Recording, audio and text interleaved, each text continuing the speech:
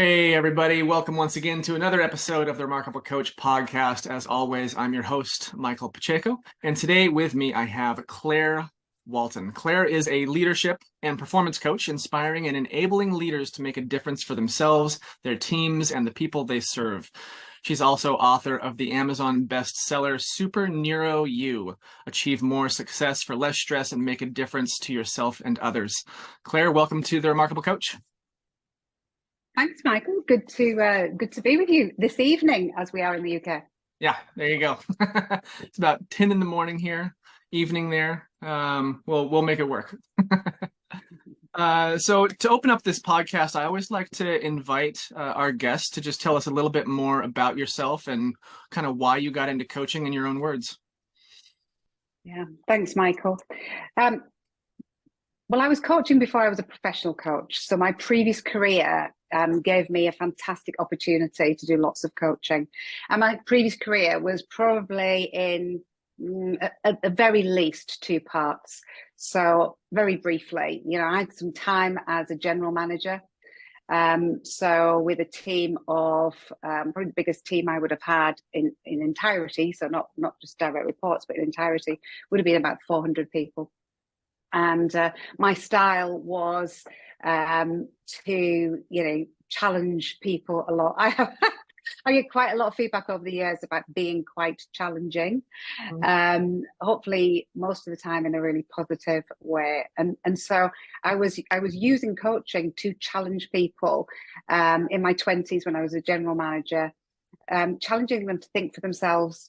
Do you know what? Life is so much easier if you can get the people around you to think for themselves, take actions for themselves, make decisions for themselves, solve problems for themselves. And so I think I intuitively worked that out fairly early on. But my general management career was after I'd started in human resources, as we tend to still call it over here. And we'd been taught some of the basics of coaching in my very early career in human resources. So I was utilising some of the basic, principles and models of coaching back then. And then my second career was as a human resources director, so executive C-suite type roles, where I was doing a lot of culture change, leadership development, and underpinned throughout all of that, we had very much we were always bringing in very much a coaching culture. And I was, of course, coaching my team, my direct reports. I was coaching sometimes my peer group, and very often, actually, my boss, the MD or the CEO. And through all of that, I realized that I liked the coaching side of my previous roles, probably more than I liked any other aspect of it. And so 9 years ago, I started my business, which for short is called Leaders Are Mad. It's also because I've got a sense of humour and leaders are a little bit mad. But of course, you've probably worked out that by my introduction that leaders are mad is leaders are making a difference. Mm-hmm. And I felt that as a leader, I could actually make more of a difference getting out of the organisations and working from the outside in as a professional coach and coaching lots more very senior people. Like I said, primarily my target audience tends to be C-suite. Mm-hmm. So I can coach so many more people and have so much more of an impact, which is, I guess, ultimately what my ego requires of me. I appreciate the honesty and transparency. Well, I think, as coaches, we learn to leave our ego at the door. Mm-hmm. When we're actually in the coaching conversation. But if I am honest, I'm very much driven by believing that my time on this planet is worthwhile and I'm making a difference for not only my nearest and dearest, who are clearly very important to me, but beyond that, and the more I can, the more of an impact that I can have, then the happier I am. And that was why I wrote the book as well, because that was another opportunity to make a bigger difference on an audience, perhaps that I couldn't actually directly influence, support, coach, etc. Yeah. Nice. The name of your business, Leaders Are Mad. MAD is an acronym for making a difference. I did not catch that when I read your intro myself.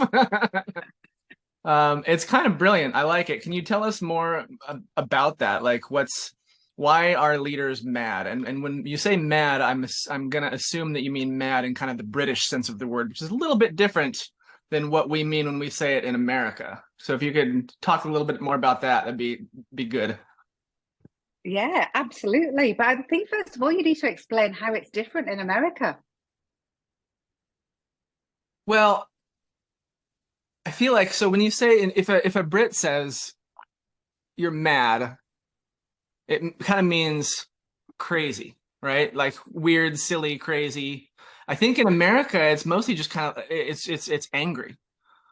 I mean, Ah, so okay. we get that. We can make that connection from mad to crazy, but I think the path of least resistance for us is to think of it as anger. Okay, so that's interesting, isn't it? So Yeah. when I came up with the leaders are mad for short, I was thinking of all of those things. So Okay. I was thinking, um, so the leaders are making a difference. Where did that come from? So 9 years ago, 10 years ago, I took a year out to study for my MBA Huh? at the ripe old age of 45. I thought, well, what the hell, take a year out, study for an MBA full time. And at the end of studying, or towards the end of studying, I was trying to decide, what am I going to do? Do I go back into my old career? Do I start something new?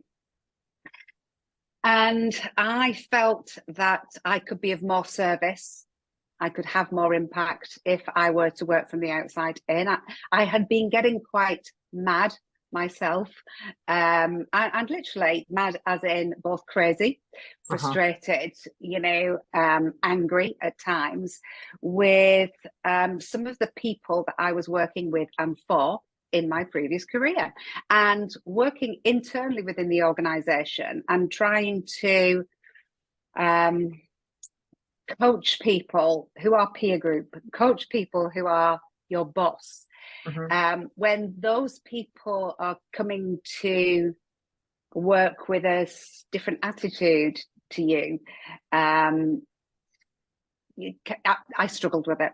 If I'm honest, I really struggled with it. And so I felt that I could make more of a difference myself if I worked from outside the organizations, choosing clients who still might frustrate me a little bit from time to time, again, if I'm honest, but certainly never make me angry, certainly never make me crazy. And as a result, I can have the sort of relationship with my own clients who are not just choosing me, I'm choosing them as well. Sure. And I can have a relationship with them where we can do some really constructive stuff. So it's kind of born out of a little bit of frustration Uh-huh. that I came up with it. And why did I shorten it to MAD? Well, partly I said before, I've got a bit of a sense of humour. We love acronyms, don't we, in the business world? Um, but We call I them have a sense. TLAs. We Okay, yeah, we call yeah. them TLAs, three-letter acronyms. That's it. Yeah. So we like the odd TLA. And back then people weren't talking about, and I don't know if they do in America actually, but over here in the UK, nearly everybody's talking about going mad and being mad and using it as the TLA for making a difference. Love But it. I think I was one of the first. And do you know what? It works really well in terms of kind of being a standout brand. Mm-hmm. So alongside not just the slightly quirky name that gets people to ask a little bit more about it, but alongside that, it's bright. My brand is bright. It's bold. Mm-hmm. I use animations of superhero characters. Yep. I have a little bit fun with it. Um, and again, why am I doing that? Well, one of the things that I've learned over the years is we're actually so much more effective when we are being a little bit more playful. I'll give you an example. I was coaching a very senior person in an organization earlier on this afternoon here. And it's one of the things that we were working into the coaching session with him is, how can he embrace some of the challenges that he has with a little bit more of a playful attitude. Mhm. because when we go into things with a slightly more playful attitude, we have a different energy, don't we? And when 100%. we have a more positive energy, we tend to be more engaged with it, where our barriers are down a little bit, where we're happier to be a little bit more vulnerable. There's just so many benefits of us Mhm. being playful. So not only the name, but the brand as well is all part of that. I love it. Yeah, I think I love the idea of kind of focusing a little bit on that playfulness, because certainly, you know, when you're facing problems and you're looking for solutions for things, if you're approaching it from a place of frustration and feeling stuck, you're almost self-limiting, right? You're lowering the ceiling of things you can reach for. And if you're, going into that thinking about how, being playful about it, having fun, trying new things, learning, right? I think it's 180 degrees difference for sure. Yeah, absolutely. And through my coaching work, we talk a lot about emotions. And if we Mhm. think about the core basic emotions, we think about the survival emotions, the strongest of which, of course, is fear. You Mhm. know, with fear and anger and sadness and so on. These sort of these emotions tend to make us a little bit more defensive. We're more likely to put the barriers up. Our behavior is less constructive. Mhm. Um, our thinking is less constructive. Whereas, if we um, engender and embrace, more of those, let's say more, and I'm going to say more positive emotions, because I just want to caveat that with, of course, fear and anger and sadness can be positive, Mhm. but overused, obviously not. And unfortunately, a lot of people overuse them to a point at which they're not helpful. Um, but if we think of the likes of, in terms of core emotions, excitement and joy, that's again where that sort of fun comes more in. If we frame something as being something we're going to get excited about, we're going to experience some joy with, Mhm. then we're much more likely to engage in that in a way where the barriers come down, the thinking is freer, and Yeah. we become much more effective. Yeah, I mean, it helps to sort of tuck that ego away and allow yourself to make more mistakes because you're not as worried about it because you're just having fun, right? Yeah. I think it was Albert Einstein, and I'll butcher this quote, but he said something along the lines of, "We can't solve a problem in the same state of mind that we created it in," Yeah. Yeah. right? Good quote. Yeah, it's something like that. It's probably not exact, but Yeah. uh, Do you know one of the other quotes, and I'm sure it's his as well, is that creativity is intelligence having fun. there you go. Yeah. And again, so if you think about it, it makes sense with the other quote actually, because isn't that the thing? We've got to be creative about our problem solving. These days, and I say these days in terms of, if you like, 2022 versus even 2021.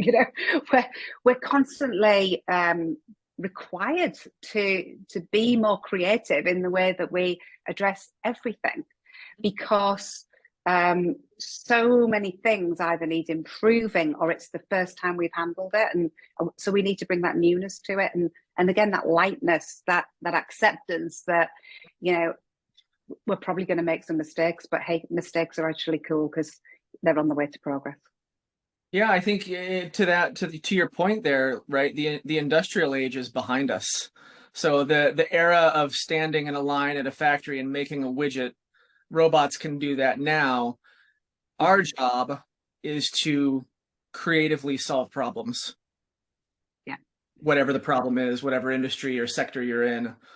Um, that kind of mechanized work is now done by machines. So I want to circle back to something you said a few minutes ago about fear and anger and sadness. They can be positive emotions. Can you talk a little more about that? Yeah, absolutely. So I have a lot of clients that will either come in here, or I'll go to see them, or we'll do the online thing, and they they will walk in, and you can tell before they even say anything, actually. Or they'll come on screen and you can tell before they say anything, what primary emotion that they are feeling, and I don't take it personally if they walk in with anger and frustration. And that could be about something that's just happened, or it can be more that halo effect of just how they're generally, feeling right now. And they will often come in and they'll say, one of my goals for today is I want to get rid of this anger, I want to get rid of this frustration, or I'm feeling, really down and lethargic, and I just, I've lost my mojo.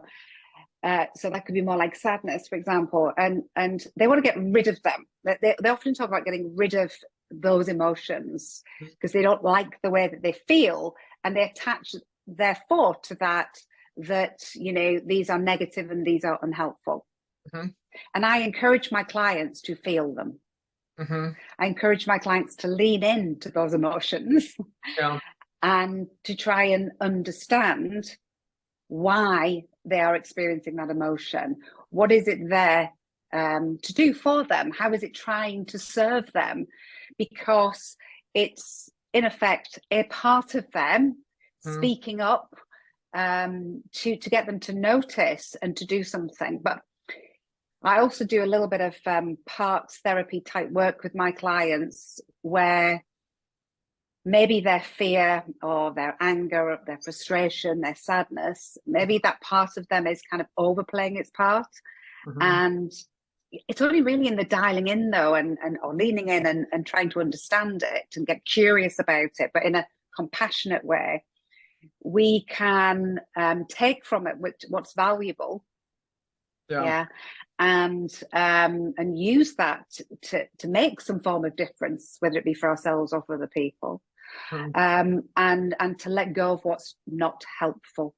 So if we take an example, I think back to a client that was deeply frustrated one session when she came in to see me and was like, whatever you do, I need to get rid of this frustration. I don't like it. It's not helpful. I'm behaving in really unhelpful ways. And she was actually, she wasn't understanding the frustration. And basically she was taking the frustration out on the people around her, on her team and her colleagues.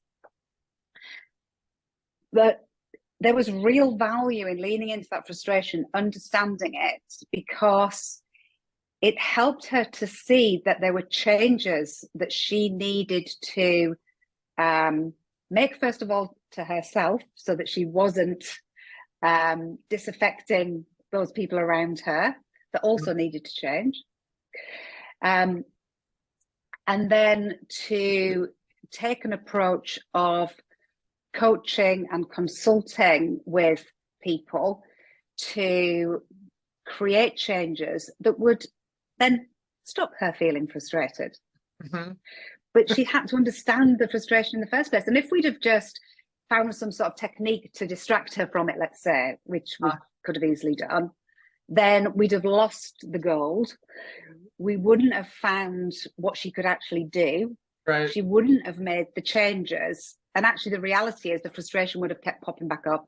And if that frustration was popping up for her, then it was popping up for other people as well. So we've got to be careful about wanting to lose or get rid of some of those emotions when we consider them unhelpful. Well, yeah, I mean, those what you're saying, I'll try to rephrase this and you can tell me if I'm on target or not. It sounds like some of these quote unquote negative emotions are anchors, or maybe to put it in medical terms, they're symptoms, right? And if you ignore the symptoms, you're not going to be able to fix the actual problem. If you're just distracting from a symptom, like the symptom is a barometer. It'll help point you like, let's lean into this, right, and figure out what's causing this and make changes there. And that is the road to getting to improvement and getting rid of this frustration, anger, sadness, whatever the emotion is. Yeah. I love the analogy. I think the analogy into the medical analogy really works well. Yeah. Awesome. I think that kind of parlays well into what I want to talk about next, the coaching relationship. What does that look like for you in your business? Yeah. So I think I started when I said earlier about the importance of it's two ways, isn't it, the relationship? So we've got to remember, when I take on a new client, I'm taking them on after a chemistry session, always after a chemistry session.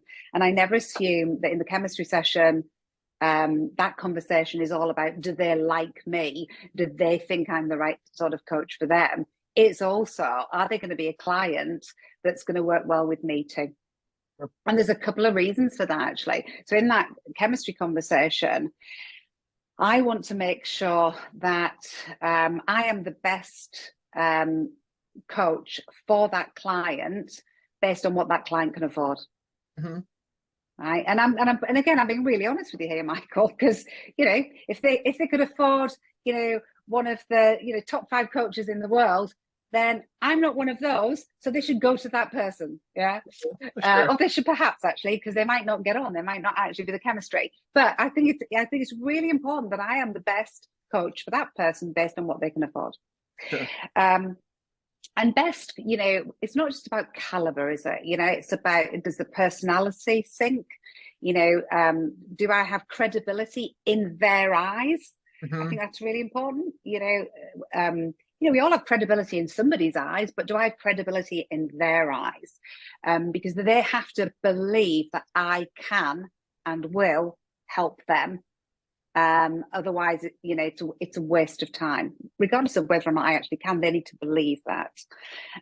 They also need to believe that they can be absolutely 100%, not just honest with me, but open and vulnerable in terms of going to depths of sharing about some of their innermost thoughts and feelings, more so than they would with anybody else.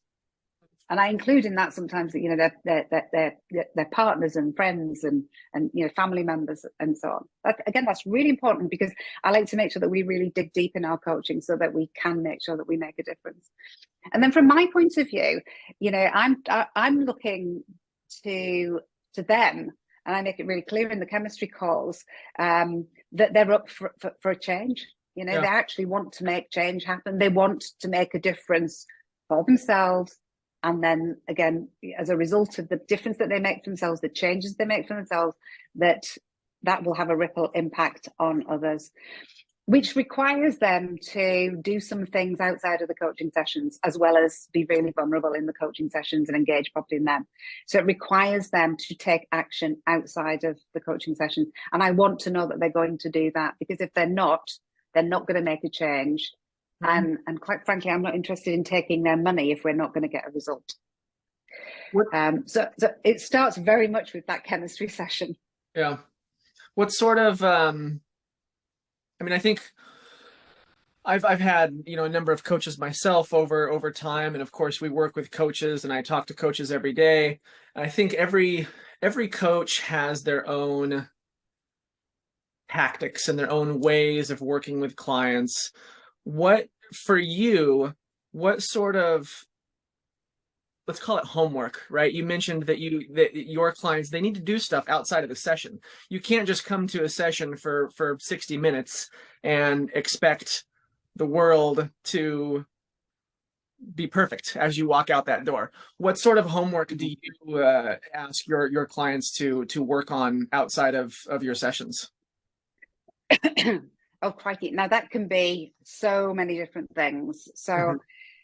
There are set pieces. So there are exercises that I might identify that would be useful for the client. So if I give you an example of an exercise, so these are exercises that I've come up with over the years that I've either modified from those that I've what do we call it? Stolen with pride from others. And have modified, and then there are some that I've come up with for myself, and there are some that I blatantly say, look, this is somebody else's exercise, it's not one of mine. Mm-hmm. But for example, there's one that I call success tapes, and it's based on a little neuroscience trick, which I pulled out from reading what's her name again? Jane McGonigal. You can see me looking for the book there. Jane McGonigal's book, Super Better, which is a fantastic book. So she's a neuroscientist that's into gaming, Oh, and now has also written this book. Have you heard of her before, Michael? I have not. No. She's amazing. She also has a fantastic TED Talk as well, Okay. which is around super better. So I've adapted it from something that she mentions in her book, which she credits to somebody else. So we're all kind of like sharing these things along the way, aren't we?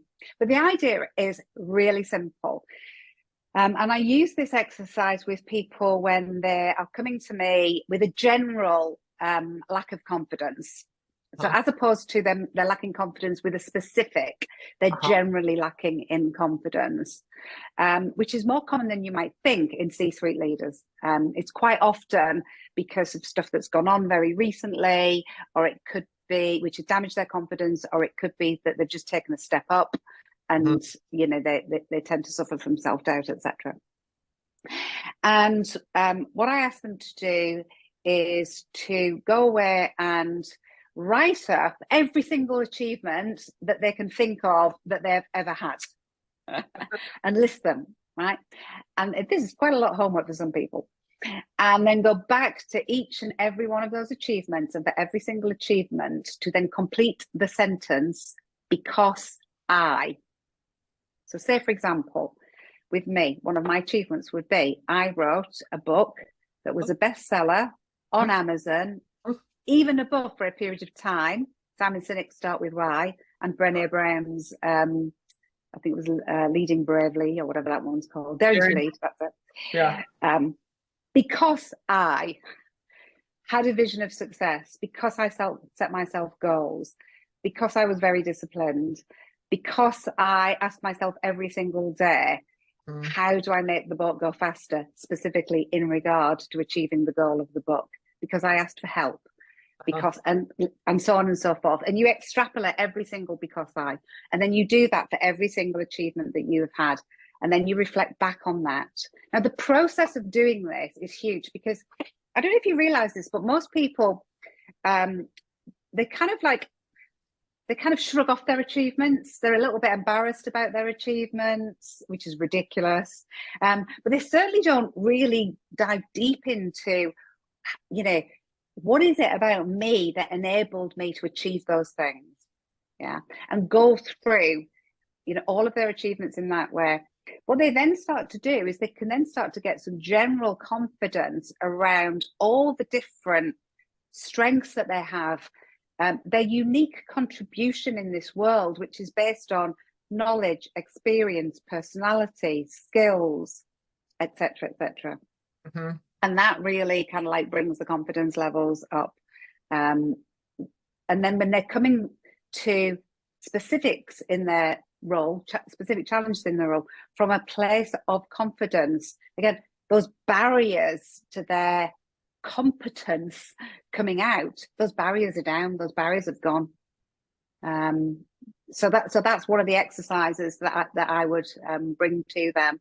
But the other most common thing is practice. So we'll agree something that someone needs to do. So I'll pick from this afternoon session. The client wants to be more confident in external social situations where that initial small talk, let's say, is required. Yeah. Huh? Now, I have a strong belief that to become competent at anything, you need to practice it, which requires you to go through a period of discomfort until you've practiced whatever it is to the Mhm. point at which you're no longer comfortable. You're more likely to embrace it. You start actually to become quite good at it, as well as obviously getting some skills build stuff. And so we agreed that he is going to find more opportunities to go to external events, accept the discomfort for a while, and Yep. practice being uncomfortable, because there's benefits from that as well. Just purely practicing being uncomfortable, we can always talk about the benefits of that. And then specifically, practicing some of the skills that we talked about in those sorts of situations. So yeah, practice, practice, practice. I love that. I like that a lot. I heard so there's I don't know if you call it a framework, but one way that I like to think about this, I forget who I got this from, but thinking about things like practice in terms of reasonable versus unreasonable. So take this guy, for example, that you're speaking about. If he doesn't spend time practicing, is it reasonable for him to be good at, small talk in social situations? If he hasn't spent if he hasn't spent an unreasonable amount of time practicing that, is it reasonable for him to be very, very good at it? Probably not, right? So that the practice is so important. It's great. Well, if we take this example, because you've got a guitar there, I've got several guitars behind me, and these guitars are not mine, they're my other halves. Now, I use this as an example. I say, I have no idea whether or not I am a good or could be a good guitar player. I have no idea. Mm-hmm. And the reason for that is because I haven't practiced enough. I've pulled them down. I've got him to teach me a few things, but I've never put the practice in enough, a reasonable amount of practice in enough to know whether or not I have it within me to be a good guitar player. Sure. Yeah. And, that's the starting point. Mm-hmm. So that's the other thing that,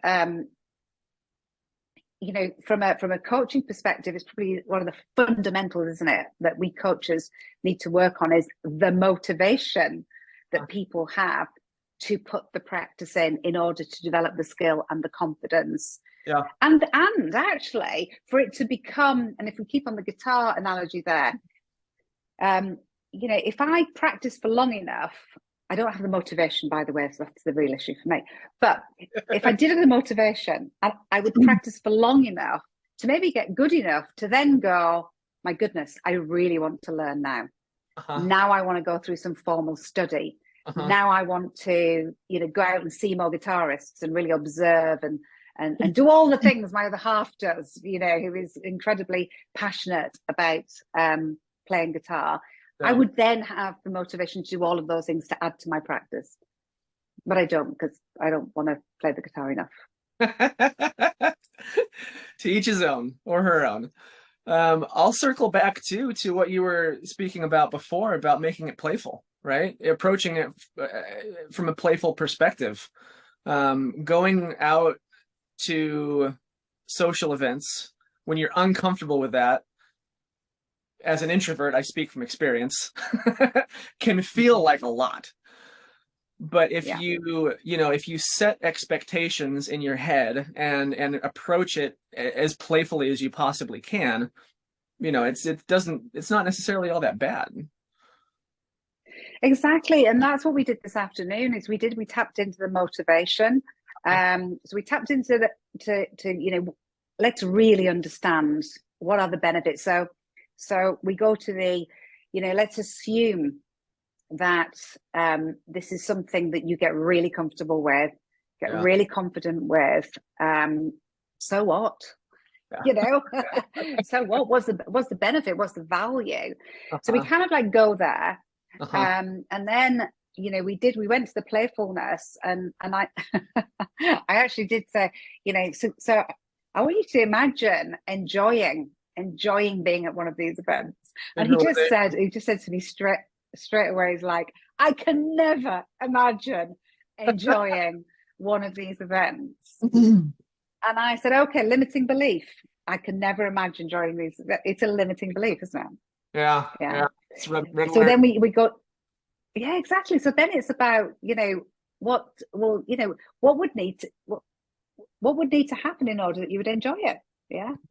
Mm-hmm. And one of those things is to go along, not expecting anything of yourself, anything of anybody else, and just to find something that you can tap into. And something that he and I have in common is a desire to continually learn. Mm-hmm. So, it was okay. So just go along with an experimenter mindset, try a few things that we've talked about, just for the learning. That's stage one. It's just for the learning. It's for nothing else. And that was just enough to, have have that, if you like, that long-term motivation of at some point you'll get the value, but then that intrinsic motivation of, actually I can imagine it actually feeling okay, at least if I were to take it from that perspective. So that's what I was imagining it feeling okay. I was going to talk about that. So you may already know this question, but for me, sometimes what I will ask myself is a tool that I use a lot when I feel stuck, or if I am having difficulty visualizing something, is I'll ask myself, what does this look like if it's easy? Yeah. And if you can answer that question, almost because by asking that question, what does this look like if it's easy, you're kind of removing yourself from the situation. You can kind of approach it from a different frame, right? Where it's not so personal, and it's a little bit easier to look at it that way when you've removed, you're looking at it not from in your head, but you're looking at it from over here a little bit. If that makes sense. But that ties in with the part of the conversation that I can't remember if we've already had it or not. But anyway, where we were saying about from a coaching perspective, leaving the ego at the door. So if you think about what you've just said there, and I love this. When I was asked this a few months back actually. When do I think I'm most in flow? So in my life, when am I in flow? And I immediately said, when I'm coaching somebody, whether it's in a formal, paid for coaching session, or it's just in my life generally where I can't help but coach people, I am in flow. Why am I in flow? I think the biggest thing is because my ego has gone out of the door, and what I'm doing is I'm totally focused on helping the person in front of me.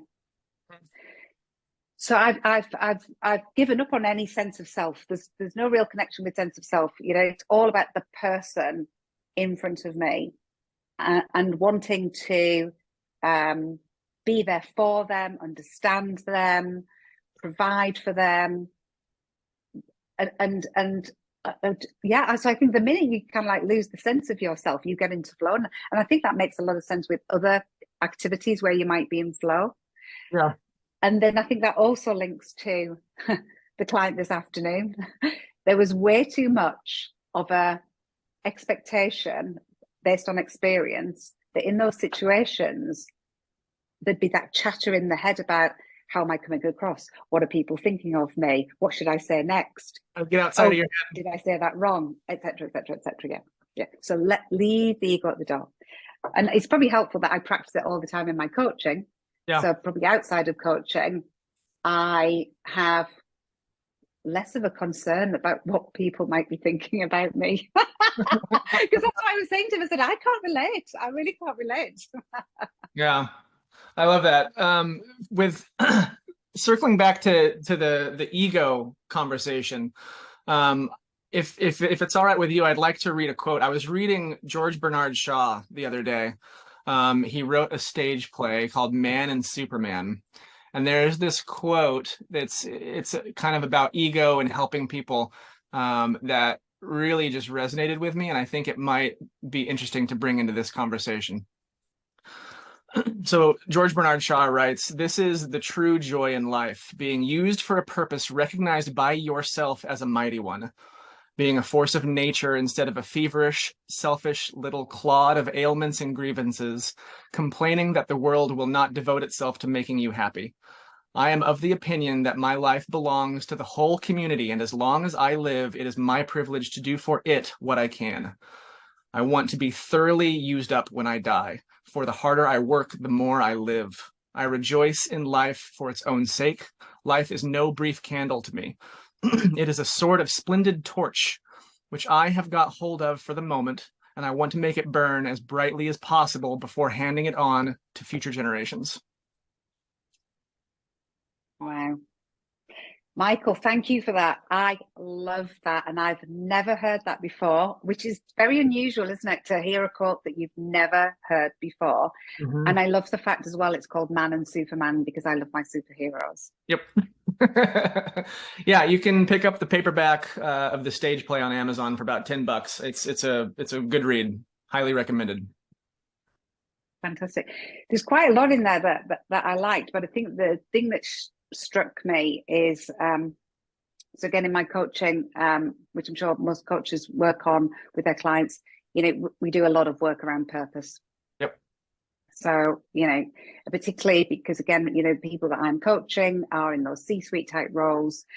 What's interesting is often they have a company purpose that they can tell me. It's interesting because actually some of them can't tell me the company purpose, even though they know they have one. That's another matter altogether. So they can tell me what the company purpose is, and then I will ask them what their purpose is.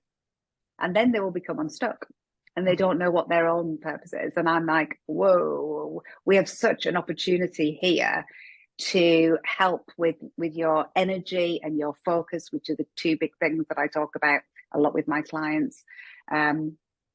And the reason why I talk about energy and focus so much is because, we only have so much energy, and it's getting zapped left, right, and center. And we need to focus more, and most of us are getting distracted left, right, and center. Okay, so we talk about energy and focus a lot. And understanding what your purpose is and being able to align that with the purpose of the organization just dials up hugely that energy and that focus. And also what it does from a leader follower perspective is it hugely attracts your followers to want to work with you. Which I don't know if you're going through this in the States at the moment, but we are here in the UK, a massive issue in terms of retention retention of people, full stop, never mind retention of talent.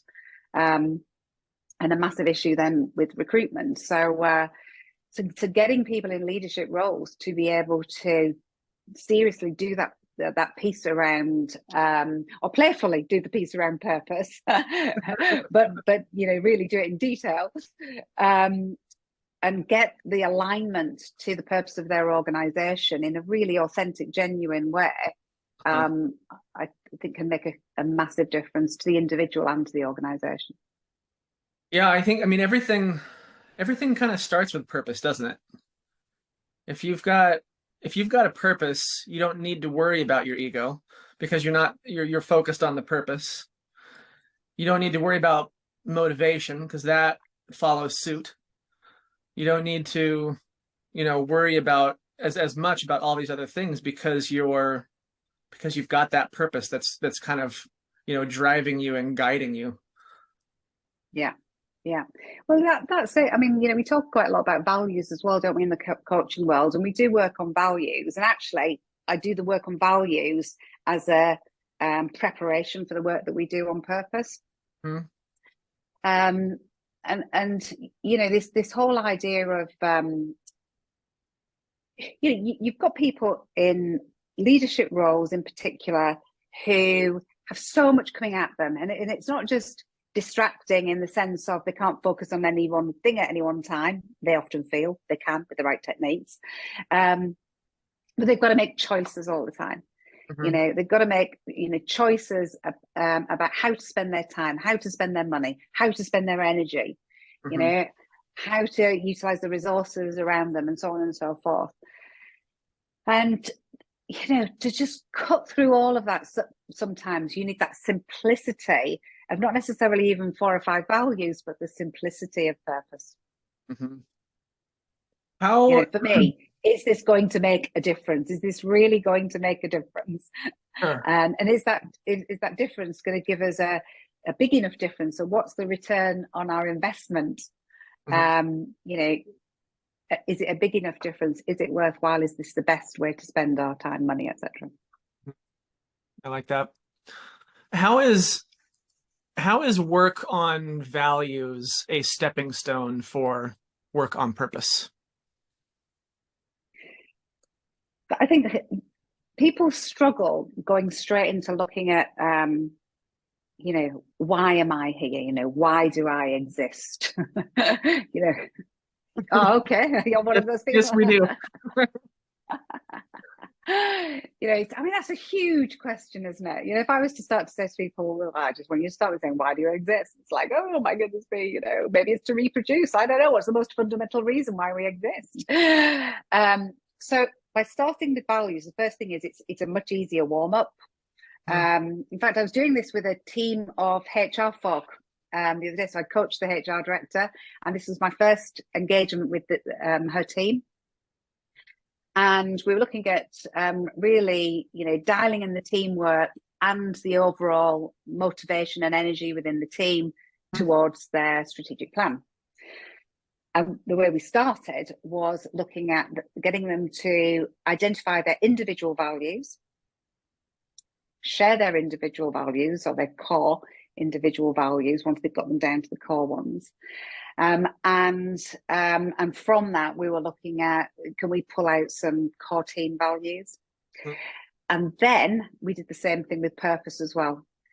We then got them to, from their core values and with a little bit more reflection, a few more questions, but using core values as the foundation, identify with, why are they here? What impact do they ultimately want to have? Yeah. And by the way, not just in their role, but again, in life, what impact do they want to have? And then how can we work that into their role? How can we work that into what the team's doing? And then how do we relate that very specifically to the strategic plan? And unbelievably, with I think it was 9 people, we managed to actually link all of those things together. They'd done a bit of pre-work, but link all of those together in a one-day session. In a one-day session? In a one-day session with a HR team, I might add, who, which I was very surprised about, who had never looked at individual values, don't work in an organisation that has organisational stated values, and had never looked at purpose before. Wow. So it doesn't have to be very complicated. Like I said, they did a little bit of pre-work on it. But it's just a fascinating conversation, isn't it? To really tap into, the most fundamental question, I guess, which is, why are we here? Yeah, it's a running joke on this podcast among our executive coach guests and leadership coach guests that every executive and leadership coach is secretly a life coach.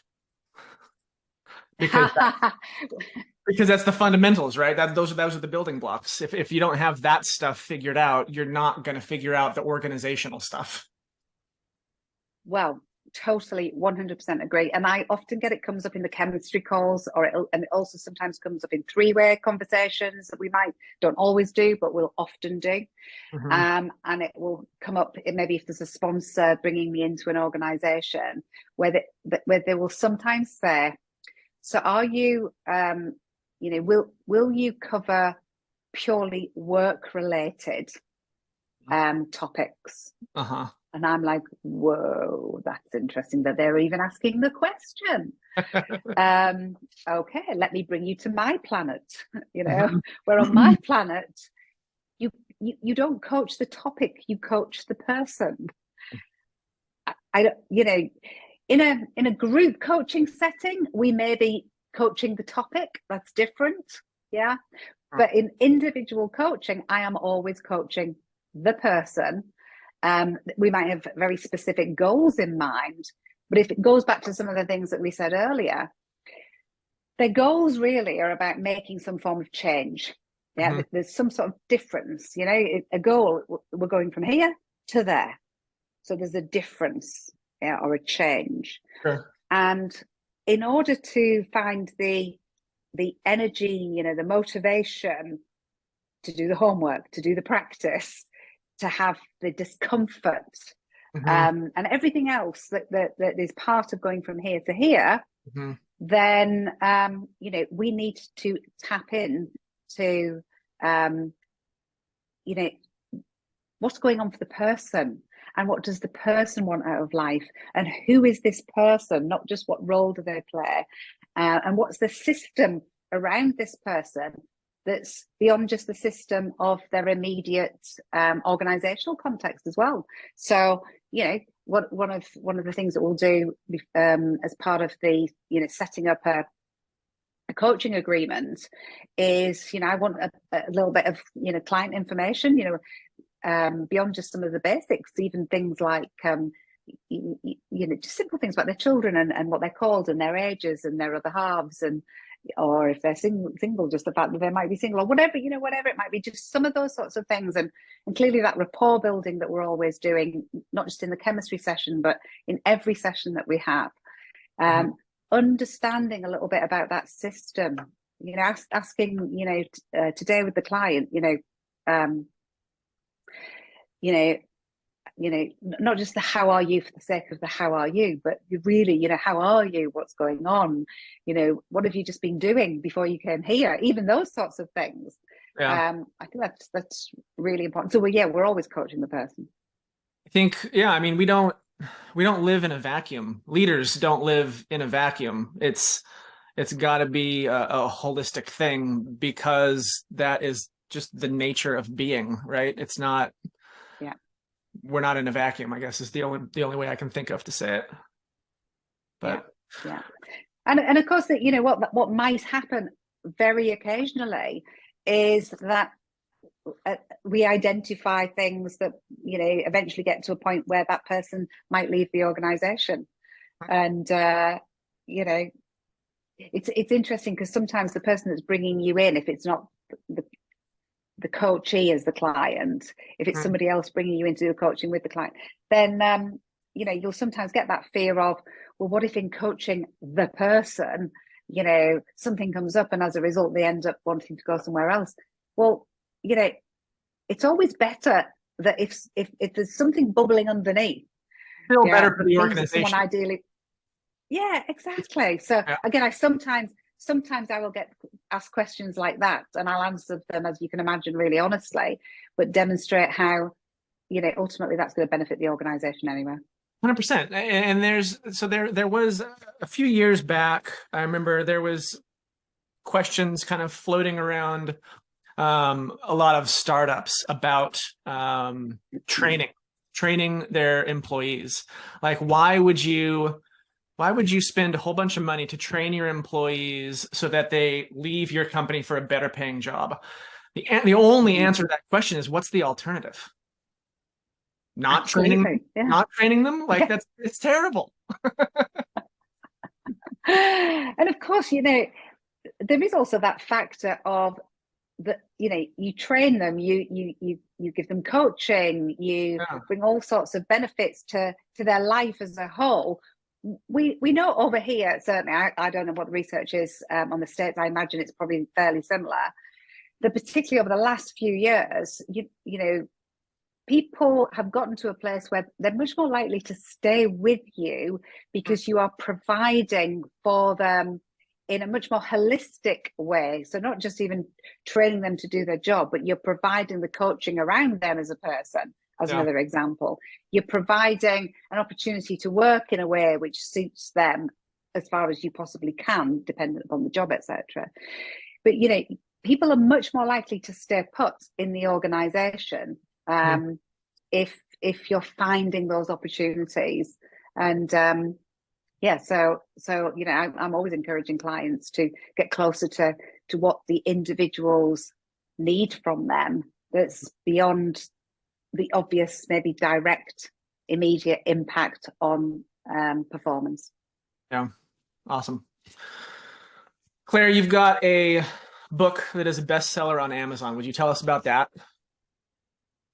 Thanks for mentioning it. So it's called Super Neuro You, but it's not about neurodiversity. And I have to keep saying that now, because I've had a few people that have done that 2-second thing, read the title and just gone to some place that's not related actually to the content of the book.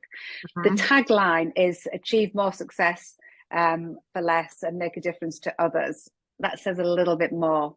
It's actually, Michael, it's written as fiction, but it's actually a book that will give you all sorts of self-development opportunity should you wish to take it. but you can just read the book to read an inspiring story that you might relate to. Nice. If you can relate to a woman in her mid-40s who it's written in the style of her writing in her journal.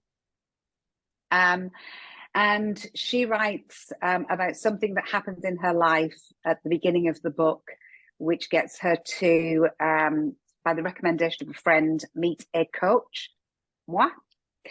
And you get to have a bird's eye view on some excerpts from those coaching sessions. So you might be able to take something away from, okay, yes, that resonates with me too. Nice.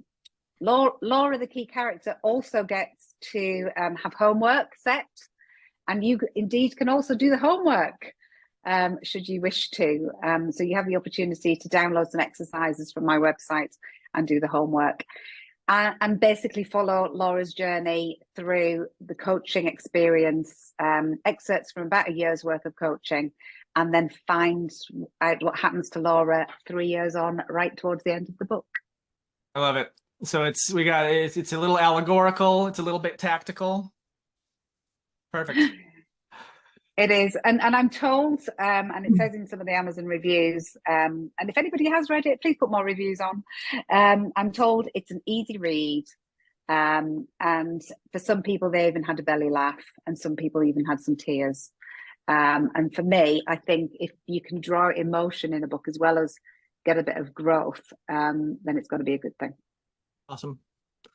Awesome. So beyond Super Nero You by the inimitable Claire Walton, what other books would you recommend your clients read? Give me two more.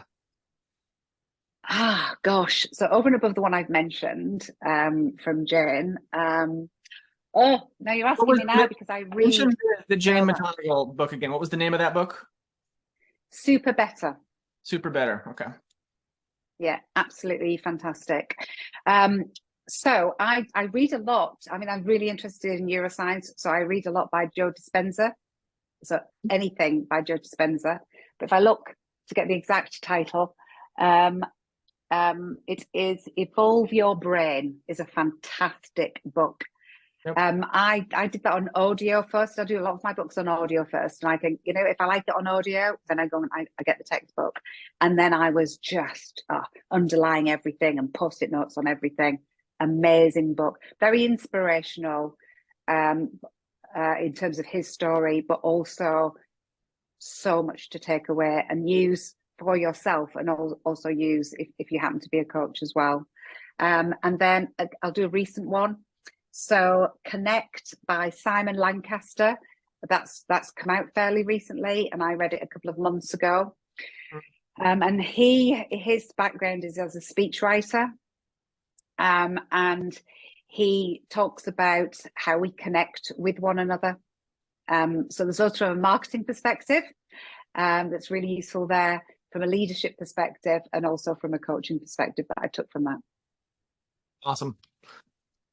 Perfect, Claire. Thank you so much for that. I know we're coming up on, we've actually passed the hour, so I want to be respectful of your time. Your website is leadersaremad.co.uk. Is there anything else that you would like to talk about that we haven't had a chance to touch upon yet? No, I mean, you could keep me on for hours because I could talk for hours, you've probably guessed, but I just want to thank you, Michael, because I've really enjoyed this conversation. I love these sorts of conversations where we just get into it. There's no rehearsal. And yeah, we just have a really, genuine conversation about what we're passionate about. So thank you. Thank you. I appreciate it. I enjoyed it as well. So thank you for joining us on The Remarkable Coach, Claire Walton. Again, the website is leadersaremad.co.uk. Please go check her out. We'll have show notes there, and the books will be listed there as well. So you don't have to, if you're listening in your car or whatever, don't worry about that. And yeah, Claire, thank you so much again for being on The Remarkable Coach podcast. Appreciate it. Fabulous. Thanks, Michael. And thank you to our listeners and viewers. We'll see you guys next time. Take care.